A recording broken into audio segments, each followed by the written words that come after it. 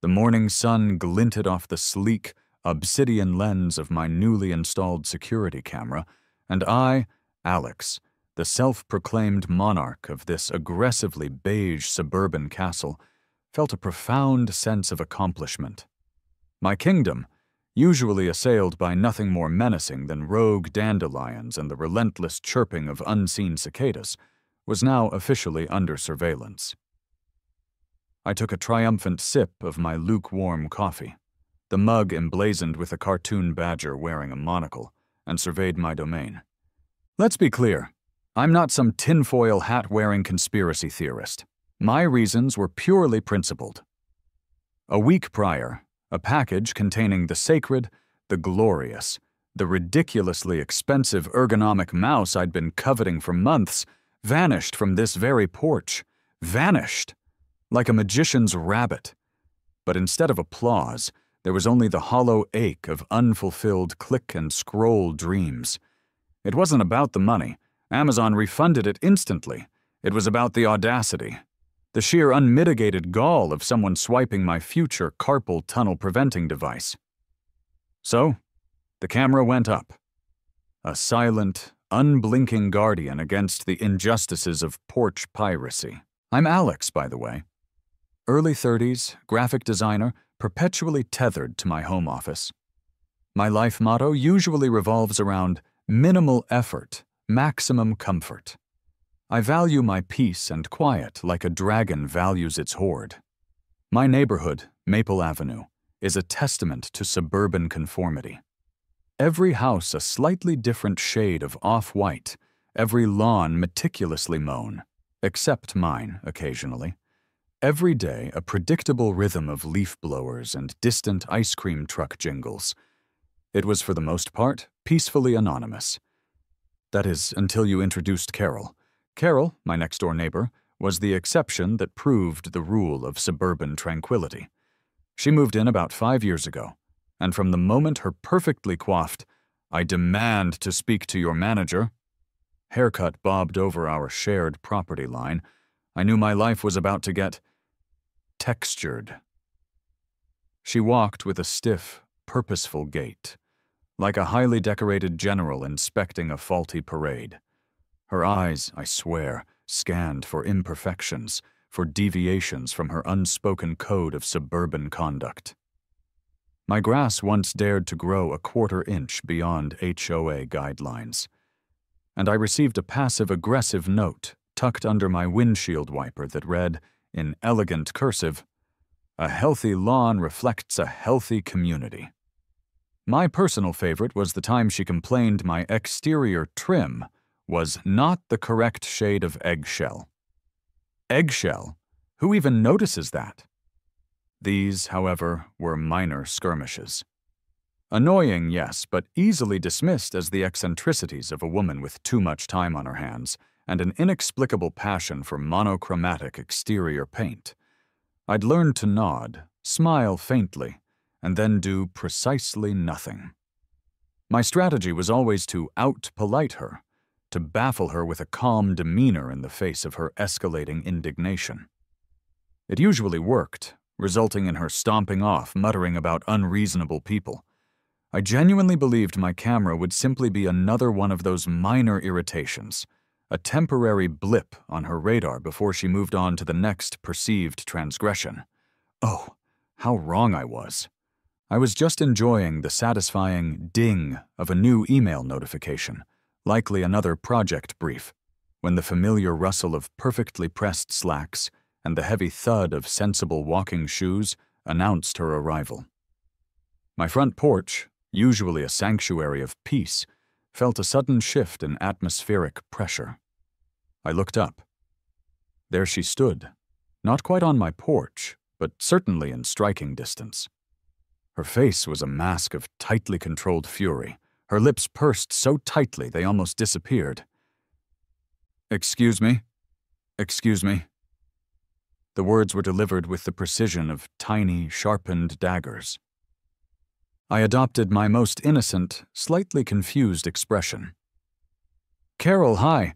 Everything okay? You look like you just saw someone put pineapple on a pizza." Her eyes, usually narrowed, widened for a split second in disbelief at my flippancy. Then they snapped to the camera, perched discreetly under the eaves of my porch, a silent sentinel. That thing. She pointed a trembling finger, not at me, but at the device. Her voice vibrated with a righteous indignation usually reserved for grand congressional hearings, not suburban property lines.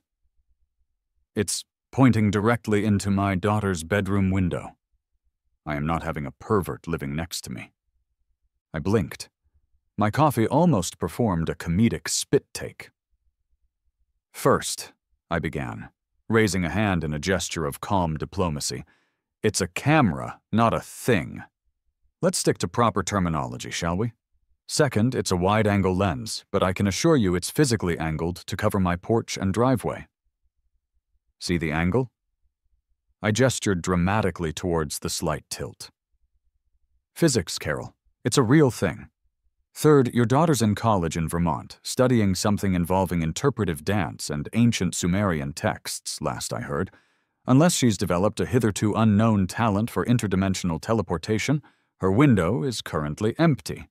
Carol's face flushed a deeper shade of puce. My logical, albeit snarky, dismantling of her accusation only seemed to fuel her rage. I feel violated, she shrieked, her voice cracking slightly. Invaded! This is an invasion of privacy. I have rights! And I have a right to protect my property from porch pirates, I countered, pulling out my phone. Look, I can even show you the live feed. See? That's my walkway. That's my porch light. And see that tiny sliver of asphalt? That's the very edge of your driveway. Your daughter's old bedroom window isn't even in the same zip code as this camera's view. I held up the phone, confident in my irrefutable evidence. She slapped the phone away with a surprisingly powerful, albeit slightly clumsy swing. I don't care about your little screens. I care about my peace of mind. You have 24 hours to take it down, Alex, or you'll be hearing from the authorities. With that, she spun on her sensible heel, a flurry of indignation, and marched back across her perfectly manicured lawn, leaving me alone with my bewildered badger mug and the silent, unblinking eye of my little camera. I just shook my head, half amused, half annoyed. The authorities, I muttered to the empty air. Right, like they're going to care about a camera that sees a fraction of a driveway. I dismissed it as an empty threat, a final dramatic flourish from the queen of complaint. Oh, how very, very wrong I was. My dismissal of Carol's authorities threat lasted precisely 48 hours. The first salvo, as it turned out, came not from the long arm of the law, but the incredibly short, incredibly bureaucratic arm of the Homeowners Association. I was in the middle of a particularly finicky redesign for a client's artisanal cheese company logo, lots of intricate swirls, surprisingly dramatic typography, when my email pinged with an official-looking subject line, HOA Community Compliance Notification. My heart, usually a placid rhythmic drum, gave a little thrum of annoyance. I knew, with the chilling certainty of a man who'd lived next to Carol for 5 years, precisely who had instigated this. I opened the email. It was a masterpiece of passive-aggressive corporate jargon. It cited a vague bylaw, something about maintaining neighborhood aesthetic harmony, and unapproved external modifications that disrupt the visual continuity of the community. It was so perfectly Carol, all flowery language designed to obscure the simple fact that she just didn't like my camera. The email was signed by the HOA board secretary, and I knew, again with that chilling certainty, that the secretary was none other than Carol herself. She wasn't just queen of complaint, she was also the empress of bureaucracy. I leaned back in my chair, exhaling slowly. This was a new level of petty, but I was ready. I opened a new tab, navigated to the HOA's online portal, and pulled up the very document they had vaguely referenced. After a few minutes of scrolling, there it was, in black and white, Section 3. 4.1, subsection G. Security devices, including but not limited to cameras, doorbell systems, and motion-activated lighting, are permitted for the purpose of protecting individual property, provided they do not infringe upon the reasonable privacy of neighboring properties. I then took a screenshot of the relevant section, composed a polite, almost saccharine email thanking them for their diligence, attached the screenshot, and added, "As you can see, my security camera fully complies with all stated HOA guidelines. Have a nice day." I hit send with a flourish, a small, triumphant smile playing on my lips. Point to Alex. The next day, however, was a different story. I was just finishing up my lunch, a gourmet sandwich that was 80% arugula, when there was a knock at my door. Not a gentle rap, but a firm, official-sounding rap. My stomach, which had been perfectly content with its arugula, twisted into a knot. I peered through the peephole. 2 figures in crisp uniforms stood on my porch. My heart sank. The actual authorities. Carol wasn't kidding. I opened the door, attempting to project an aura of calm, reasonable adult. Standing before me were 2 officers from the local police department. One was older, Officer Miller, a man whose face seemed permanently etched with the weariness of someone who'd seen too many domestic disputes over barking dogs and misplaced garden gnomes. He had tired eyes and a thin, cynical mustache. The other, Officer Ramirez, was younger, sharp, and looked like she took the protect and serve mantra very seriously, even when the threat was a security camera. "Sir, we received a call about a camera," Officer Miller began, his voice a low rumble. "A spy camera, I believe was the term used." He looked at me with an expression that said, "Please tell me this isn't another one of those calls." I sighed. A long, theatrical sigh for dramatic effect. "Ah, Carol. Let me guess. She said I'm using it to steal her secret prize-winning rosebush fertilizer recipe? Or perhaps monitoring her cat's nefarious nocturnal activities?" Officer Ramirez gave me a stern, disapproving look, but Officer Miller, to my surprise, suppressed a small, almost imperceptible chuckle. He quickly covered it with a cough. "Sir, if you could just explain the situation.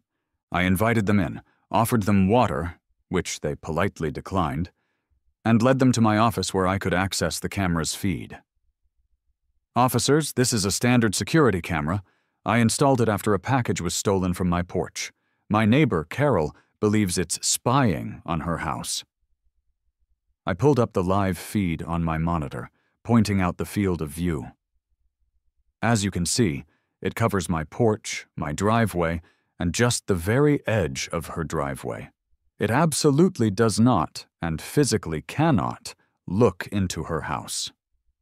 I even played back a few hours of footage, mostly me bringing in groceries, a squirrel attempting to raid my bird feeder, and the mailman looking bewildered by my no soliciting sign. Officer Ramirez, ever the diligent one, stepped outside with me to visually inspect the camera's angle. She squinted, looked through her own phone camera, and seemed satisfied. Officer Miller, meanwhile, just stood there, arms crossed, nodding slowly. He'd probably seen it all. "All right, sir," Miller finally said, adjusting his cap. "Seems pretty clear to us. It's on your property, pointed at your property. Nothing illegal here."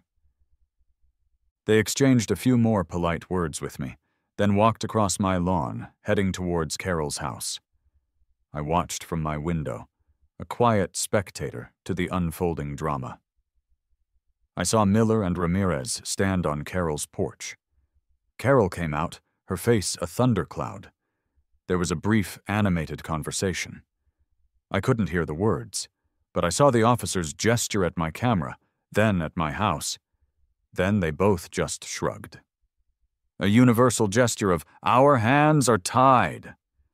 Carol threw her hands up in exasperation, and the officers, looking thoroughly fed up, simply got back in their patrol car and drove away. I let out a whoop of triumph, a small, solitary victory dance in my living room. 2-0 to Alex. I thought the war was over. I thought Carol, having exhausted all official channels, would finally retreat. My smugness, however, was about to be obliterated by the raw, unadulterated power of 1,000 suns. The next evening, I was engrossed in a particularly challenging level of an indie video game, my office bathed in the dim glow of my monitor, when the world outside my window exploded in light. My room, which had been comfortably dark, was suddenly awash in a harsh, blinding glare. I actually yelped, leaping from my chair like a startled cat. I stumbled to the window, shielding my eyes. There, on Carol's house, now adorned with the subtlety of a prison searchlight, were 3 brand-new industrial-grade, motion-activated floodlights. They weren't just bright. They were designed to illuminate entire football fields. And they were all, every single one of them, angled to blast directly into my office and bedroom windows. Every time a car drove by, every time a leaf twirled to the ground, every time a rogue gust of wind stirred a bush, my house was engulfed in an artificial, retina-searing noon. My peaceful work-from-home existence became a nightmare.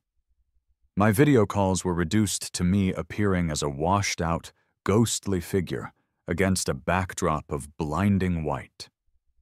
My sleep schedule disintegrated. I tried blackout curtains, but the sheer intensity of the light seemed to penetrate even the thickest fabric, turning my bedroom into a permanent, unwanted dawn. I tried talking to Carol again, braving the glare. "Carol, those lights are incredibly powerful. They're shining directly into my house. I can't sleep." She just stood on her porch, a triumphant, almost beatific smile on her face, bathed in the unholy glow of her own creation. "Oh, really?" she purred, her voice dripping with mock innocence. "I'm just protecting my property, Alex. You know, from things. Like perhaps overzealous bird watchers, or maybe a man in a tower who feels his privacy is being invaded by a small, harmless camera." She chuckled, a low, malicious sound. I stood there, defeated, blinded by her spite. The pettiness had escalated. This wasn't just about a camera anymore. This was about control. This was about Carol reminding me with every blast of light who she thought truly ran this neighborhood. That night, lying in bed, a pillow clamped over my head, but still feeling the insistent glow of those infernal floodlights through my eyelids, a strange clarity dawned. My mind, usually focused on kerning and color palettes, began to churn with a potent blend of rage and sleep deprivation. "She feels watched by a tiny passive camera?" my internal monologue raged. "She complains about privacy? Fine. I'll give her something to really feel watched by. A camera is automated, impersonal. What she needs is the human element, the personal touch. She needs an audience." And then it hit me, like a lightning bolt of pure, unadulterated spite, the most ridiculous, extravagant, gloriously over-the-top idea I'd ever conceived. My sleepless, agitated brain latched onto it with manic glee. "A security guard," I whispered into my pillow, a giggle bubbling up. "In a tower, a watchtower." It was stupid. It was probably illegal. It was definitely expensive. But oh, my sweet suburban revenge fantasy, it was absolutely perfect. The floodlights clicked on again, blasting my room. And this time I started laughing.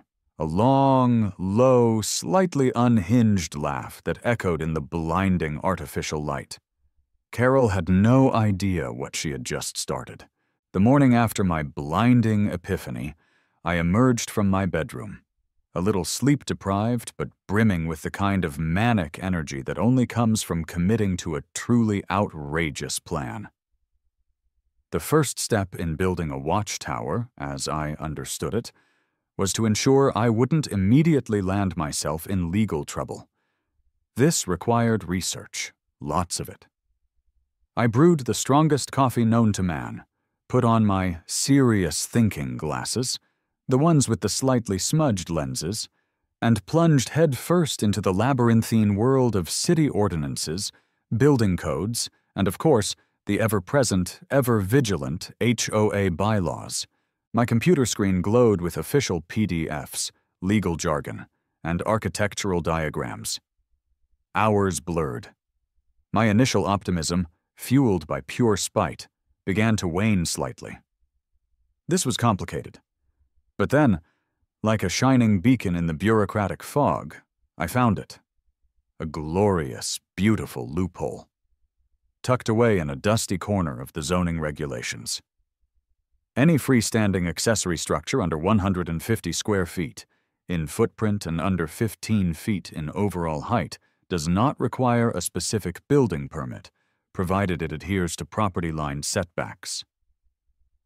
My eyes widened. 150 square feet, 15 feet tall. That was practically a small house. It was essentially classified as a shed, a really, really tall shed. And the HOA rules, after a thorough word-by-word dissection, were equally vague on raised garden sheds or observation platforms for amateur bird watching. Nothing explicitly forbade it. Nothing. The closest they had was a rule against permanent outdoor structures over 10 feet tall that obstruct the scenic views of neighboring properties. But my property had no scenic views to obstruct, unless you counted Carol's prize-winning petunias. And anyway, a 10-foot-high structure with a 10-foot setback was totally fine. My tower would be exactly 14 feet, 11 inches tall, well within the shed exemption. I printed out the relevant documents, multiple copies, highlighting the precise sections with a neon yellow marker. A triumphant, slightly unhinged grin spread across my face. It was legal. Oh, it was so gloriously legal. Now, for the fun part, finding someone to actually build this monument to malicious compliance. I started calling contractors, a list pulled from Yelp and Google Maps. "Hi, I'm looking to get a quote for a new structure on my property." "Sure, what kind of structure?" "Well, it's sort of a shed, but elevated, with a lot of windows, and a ladder." Pause. "Sir, are you looking for a treehouse?" "Not exactly. More like a very sturdy, high-end, strategically placed observation platform." Click, dial tone. Most of them either hung up, laughed, or politely suggested I consult a psychiatrist. My resolve was starting to waver. Was this too insane? Was I truly going to spend thousands of dollars just to annoy my neighbor? Yes, Alex, yes you are. This is beyond annoyance now. This is a matter of principle. Just as I was about to give up and consider building it myself, which, given my carpentry skills, would undoubtedly result in a wonky, leaning death trap, I found Gus. Gus, owner of Gus's Dependable Decks and Fences. His website featured photos of robust, no-nonsense wooden structures. His phone answered with a gravelly voice that sounded like it had been marinated in whiskey and sawdust. "Gus's Decks, what you need?" "Mr. Gus," I began, adopting a serious, professional tone. "I'm looking to construct a rather unique, custom-built, raised structure on my property. It's about 10 by 10 feet, and it needs to be about 15 feet off the ground, with a sturdy ladder access and windows on all 4 sides." There was a long silence on the other end, punctuated by the faint sound of what I assumed was a saw. Then, Gus's voice, raspy and slow. "So, let me get this straight. You want a 10x10 shed, but, like, on stilts, with windows on all 4 sides and a ladder—" "Exactly!" I practically shouted, relief flooding through me. "Think of it as a luxury deer stand for observing the local wildlife, very specific local wildlife." Another long pause. I could almost hear Gus mulling it over, the gears of his experienced, practical mind grinding away. "What kind of wildlife we talking about?" "The particularly noisy, meddlesome kind," I replied, a smirk playing on my lips. Gus let out a hearty, surprisingly loud guffaw. "Ha! All right, kid. This sounds like a story. You got pictures? Plans?" I arranged for Gus to come over that afternoon.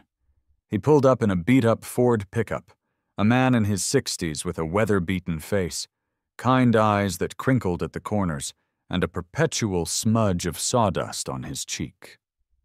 I showed him my carefully prepared documents, the highlighted bylaws, the crude sketch I'd made of my raised observation shed. I pointed out Carol's floodlights, still dormant in the afternoon sun, but looming like silent, plastic harbingers of retinal damage. I explained the whole sordid tale, from the stolen ergonomic mouse to the HOA letter to the blinding retaliation. Gus listened patiently, occasionally grunting or nodding. When I finished, he looked from my house to Carol's, then up at the sky. Then he looked at me, a wide grin spreading across his face. He extended a calloused hand. "Kid, for a job this funny, I'll give you a discount. This ain't just construction, this is art. Malicious compliance art." He shook my hand, and just like that, the Watchtower dream became a concrete, or rather very wooden, plan. We hammered out the details, treated lumber, solid foundation, proper bracing, a secure ladder, and windows that would maximize observation capabilities. The following week, Maple Avenue, usually a symphony of lawnmowers and distant dog barks, was treated to a new, more industrial soundtrack. The build began. Day one, the foundation. A flatbed truck arrived, groaning under the weight of lumber. Gus and his two stoic, burly crew members, Dave and Mike, set to work. The rhythmic thud of sledgehammers as they drove in the concrete piers for the posts filled the air. Carol, true to form, was out on her lawn within minutes, ostensibly tending to her prize-winning petunias, but her eyes, I noted, kept darting towards the nascent construction. She peered, suspicious, like a hawk spotting a particularly plump vole. Day two, the frame goes up. The support posts, thick and sturdy, rose quickly, then the joists. Suddenly, there was a visible, undeniable structure taking shape in my backyard. It was unmistakably vertical. Carol was on her lawn again, arms crossed, filming with her phone. I saw her attempt to engage Dave, who, following Gus's strict instructions, merely offered a polite, non-committal grunt and continued to nail lumber. Carol's face, even from a distance, was a study in rising indignation. Day four, the roof and walls. By now, the structure looked undeniably like a tower. It had a roof, it had walls. The window cutouts were obvious. It was no longer a raised shed. It was a watchtower. And Carol knew it. I was supervising, mostly by bringing the crew cold drinks and asking profoundly unhelpful questions, when she marched to the fence line, her face a furious crimson. "I know what you're doing!" she shrieked, her voice cutting through the whirring of the saw. "You'll never get away with this. I'll call the HOA. I'll call the city. I'll call everyone." I leaned against a freshly cut beam, affecting a casual air. "It's for bird watching, Carol," I yelled back good-naturedly, a wide, innocent smile plastered on my face. "The Audubon Society would be so proud. I hear there's a rare species of finch that loves elevated platforms." Gus, who was nailing a roof truss, let out a snort of laughter that turned into a cough. Carol just sputtered, defeated by my cheerful absurdity, and retreated indoors, slamming her door with a seismic shudder. The final touches involved the ladder, a sturdy, professional-grade aluminum one, securely bolted, and the installation of the windows, giving the tower an almost collegiate academic feel. It stood proudly, a sentinel of lumber and glass towering over my yard. It was a masterpiece of passive-aggressive architecture. Now that the tower was built, I needed a tenant, a guardian, a watcher. I posted a job online. Property observation specialist, daytime hours, mon-free. Must possess excellent observational skills, discretion, and a calm demeanor. Experience with peaceful, long-term surveillance A+. I received a surprisingly diverse range of applications. The first applicant was a terrifying ex-military type, with a shaved head and intense eyes. My tactical training would be invaluable, he'd stated, stroking an invisible beard. I can neutralize any perceived threat within a 50-foot radius. What's the threat assessment level? I gently explained the threat was a lady with a leaf blower and a bad attitude. He looked profoundly disappointed and left, probably to find a more high-stakes gig. The second applicant fell asleep halfway through my explanation of the job duties. Then came Barry. Barry arrived precisely on time, a slightly portly, silver-haired man in his mid-60s, wearing a tweed jacket that looked like it had seen many years of respectful service. He exuded an aura of gentle serenity, like a benevolent grandfather who also happened to be a connoisseur of ancient texts.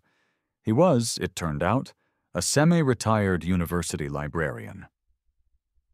"So, Mr. Barry," I began, trying to sound as professional as possible, given the ludicrous nature of the job. "To be clear, your primary duties will be to sit, observe, and log. The threat level, as you may have gathered, is fairly low. The main requirement is to be conspicuously visible, to be an unmistakable, constant presence." Barry's eyes, magnified by his wire-rimmed glasses, twinkled. "So, let me understand this," he said, his voice soft and thoughtful.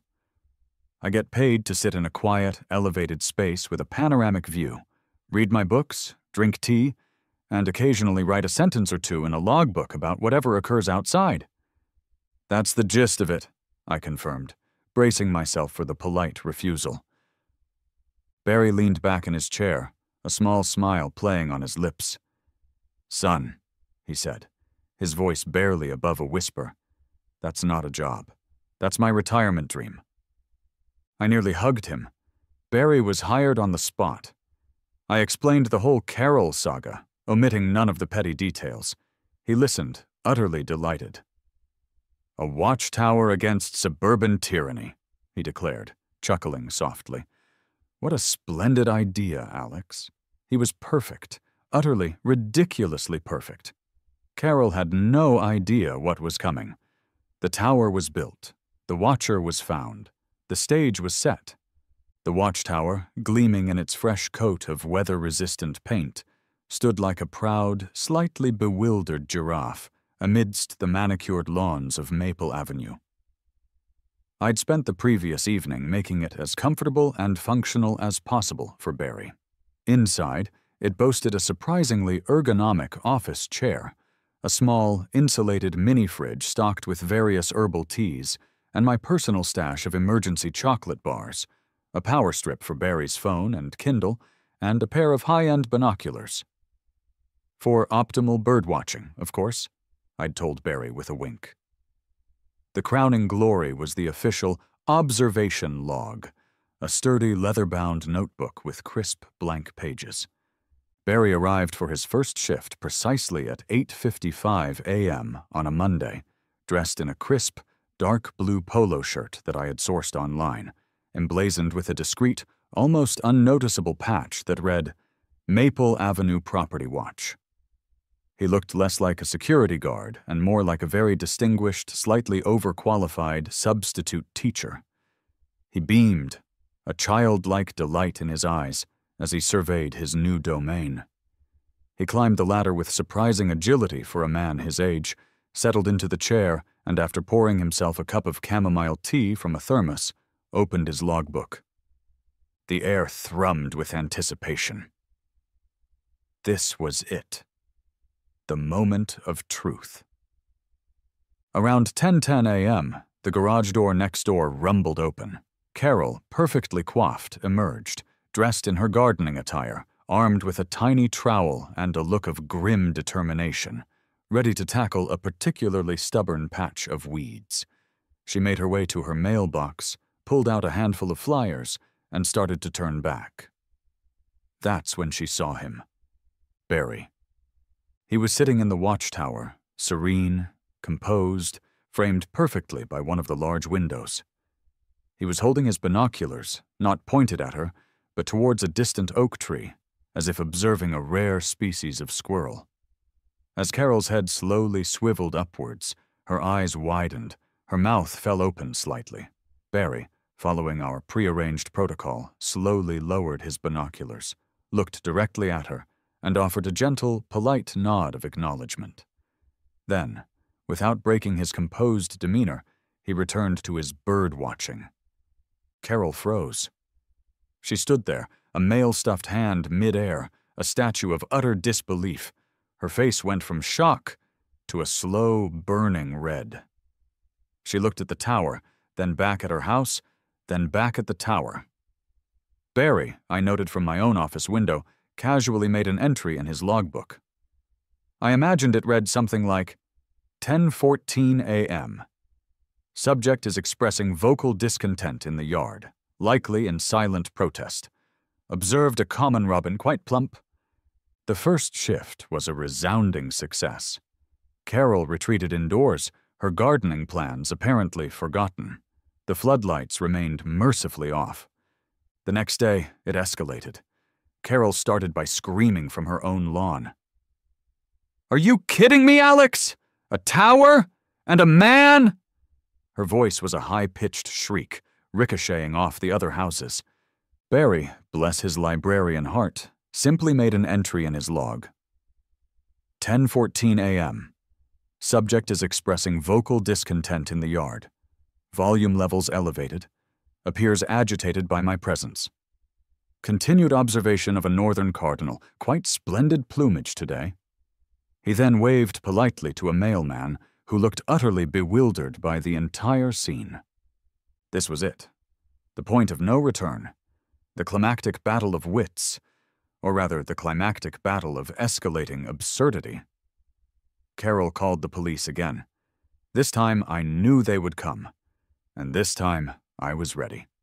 I was on a call with a client when I saw the familiar black and white cruiser pull up. Two of them, Officers Miller and Ramirez. Miller, the older, world-weary one, stepped out of the car, took one look at the watchtower, then at my house, then back at the tower, and let out a long, shuddering sigh that seemed to contain the collective suffering of every suburban police officer who had ever dealt with a petty neighbor dispute. He looked like he'd aged 5 years since their last visit. Officer Ramirez, ever the professional, approached my door. I met her on the porch, a perfectly composed smile on my face. "Officers, welcome back. To what do I owe the pleasure? Are we discussing the proper angle for a security camera again, or have we moved on to the legality of a bird-watching platform?" Officer Miller, rubbing his temples, walked slowly towards my property. "Son," he rumbled, his voice weary beyond measure. "You built a watchtower." "It's a raised observation shed, officer," I corrected him, pulling out my carefully highlighted printouts of the city ordinances and HOA bylaws. Fully compliant with City Code 14B, subsection C, regarding accessory structures. I have the paperwork right here. I held up the thick stack of papers like a shield. At that moment, Carol, who had obviously been waiting for the police, burst out of her house. She practically slid to a halt on the sidewalk, her face a grotesque mask of fury and indignation. "He has a man in there!" she shrieked, pointing a trembling finger at the watchtower. "A spy! He's watching my every move! This is harassment! This is intimidation! This is—" "Ma'am, please calm down," Officer Ramirez interjected, her voice firm. "Calm down? How can I calm down when there's a pervert in a tower watching me?" Officer Miller, looking like he was moments away from retirement, sighed again, then looked at me. "Is there a man in that tower, sir?" "Yes, officer," I replied, meeting his gaze evenly. "That's Barry. He's my employee, a property observation specialist, as per his job description. He's on duty observing my property." I paused. "And the local flora and fauna, of course. He's quite fond of the blue jays." Miller exchanged a look with Ramirez. They both looked utterly bewildered. "Can we speak to your employee, sir?" Miller asked. "Of course," I said, gesturing towards the latter. "He's very polite. Might even offer you some Earl Grey." Officer Miller, with a deep sigh, approached the watchtower ladder. He paused, looked up, and I saw Barry, ever composed, peering down at him with a gentle, questioning look. Miller slowly, carefully, ascended the ladder. Ramirez remained below, keeping a wary eye on Carol, who was now vibrating with barely contained rage. A few minutes later, Miller descended, looking even more flummoxed than before. He had a faint smile on his face. "Your employee," he said to me, shaking his head. "He offered me tea, showed me his logbook, has entries about a lovely northern cardinal and subject expressing vocal discontent. Said he's mainly focused on bird migratory patterns." He paused, then added, "Seems like a perfectly nice fellow." Miller then turned to Carol, who was practically seething. "Ma'am," he began, his voice devoid of any further patience. "We've investigated. Again, it's an unusual structure, yes? But it's on his property, it's legally compliant with all city and HOA ordinances. And that man is his employee. He is legally allowed to have an employee on his property. He is not breaking any laws. There is nothing we can do." Carol's jaw dropped. She stood there, frozen again, her accusations dying on her lips. She stared, speechless, first at Officer Miller, then at Officer Ramirez, then slowly, agonizingly, at the watchtower, where Barry was calmly sipping a cup of tea, a serene smile on his face, looking out at the world.